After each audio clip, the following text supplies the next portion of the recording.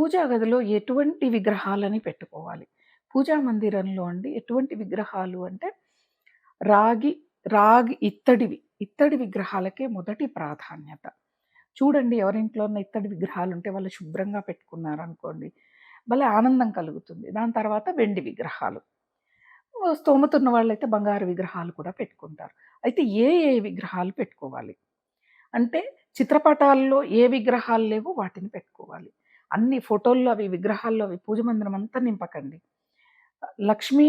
విష్ణువు, శివలింగము, నంది, అలాగే కులదేవత ఉంటే కులదేవత, అలాగే విఘ్నేశ్వరుడి విగ్రహం. ఇవి మాత్రం ప్రధానంగా ఉండాలి. మిగతావి లేకపోయినా పర్వాలేదు. ఈ విగ్రహాల్ని మాత్రం ఉంచుకొని ప్రతినిత్యం కూడా ఆరాధన చేయాలి. చేస్తే ఏంటిది అంటే, ఆ విగ్రహంలో భగవత్ శక్తి నిండి ఉంటుంది కాబట్టి, మనం అలా కూర్చొని పూజ చేస్తున్నప్పుడు ఆ విగ్రహంలోంచి ఆ శక్తి మనలోకి ఆపాదించబడుతుంది.